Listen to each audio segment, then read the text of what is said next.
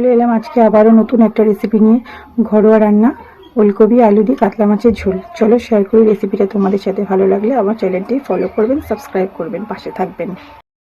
আজকে আমি রেসিপির জন্য কি কি নিয়েছি, এখানে মাছ আছে, এখানে পেঁয়াজ কাটা, টমেটো কাটা, জিরে আদা বাটা, এখানে কচি ওলকপি আর আলু। চলো স্টার্ট করি। বন্ধুরা, এখানে আমি কড়াতে তেল দিয়ে দিয়েছি, গরম হয়ে গেছে। আমি ধীরে ধীরে মাছটা এর মধ্যে ছেড়ে দেবো। বন্ধুরা, মাছটা আমি তেলের মধ্যে দিয়ে দিয়েছি, হচ্ছে ভাজা। চলো আমি একটু ধীরে ধীরে আস্তে আস্তে নাড়ি, নাহলে ভেঙে যাবে।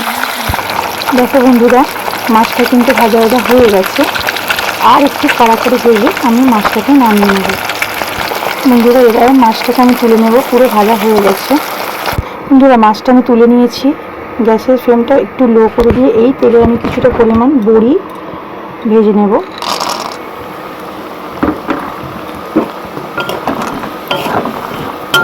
এটা একটু হালকা লাল করে ভাজতে হবে, নাহলে বড়িটা ভালো লাগবে না, একটু শক্ত শক্ত হবে। চলো, ভাজা হয়ে গেছে, তুলে নিই। বন্ধুরা, এর মধ্যে আমি 5 ফোড়নটা অ্যাড করলাম, অ্যাড করে পেঁয়াজ টমেটোটা দিয়ে দিলাম।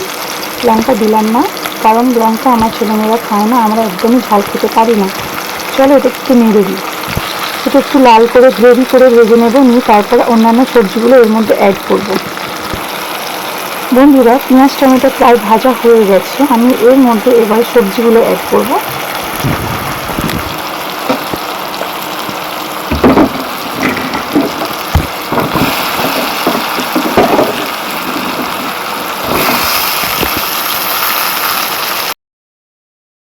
সবজিগুলো এখানে আমি অ্যাড করে দিয়েছি। এবার আমি এগুলো একটু নাড়িয়ে চাড়িয়ে ভেজে নেব।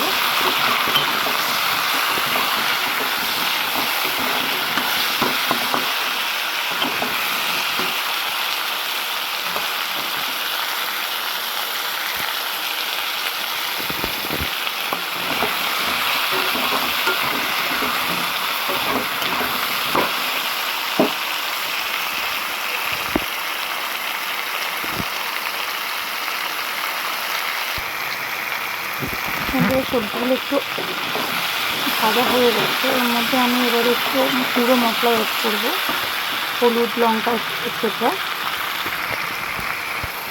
বন্ধুরা, এর মধ্যে হলুদ লঙ্কা অ্যাড করলাম। বাটা মশলাটা দেবো একটু পরে দেবো, কারণ আমি ছাঁটাল দিই না, আমি এর উপরে দিয়ে দিই। অত টাইম নেই, বর খেয়ে অফিস যাবে। বন্ধুরা, জিরে বাটাটা, আদা বাটাটা অ্যাড করবো এর মধ্যে, অ্যাড করে তারপর আসবে। বন্ধুরা, জিরে বাটাটা আমি এর মধ্যে অ্যাড করে দিলাম। এবার একটু নেড়ে ছেড়ে মাখিয়ে নেব। বন্ধুরা, এইভাবে মশলা অ্যাড করে আপনারা দেখবেন অসাধারণ টেস্ট লাগে। আপনারা হয়তো বলবেন যে আমরা শাঁটাল দিই, না শাঁটালও দিই, এইভাবে করলে অসাধারণ একটা টেস্ট লাগে। আপনি একটু চেষ্টা করবেন, মানে ট্রাই করে দেখবেন। বন্ধুরা, কষা হয়ে গেছে। এবার আমি এর মধ্যে কিছুটা পরিমাণ গরম জল অ্যাড করবো, কারণ ঠান্ডা জল দেবো না, একটু দেরি হয় রান্নাটা করতে, তাই একটু গরম জলটা আমি অ্যাড করবো। বন্ধুরা, দেখে নাও, জলটা অ্যাড করে দিয়েছি। এবার একটু বলক উঠলে আমি আবার এর মধ্যে সিদ্ধ হয়ে গেলে মাছটা দিয়ে দেবো, ঠিক আছে?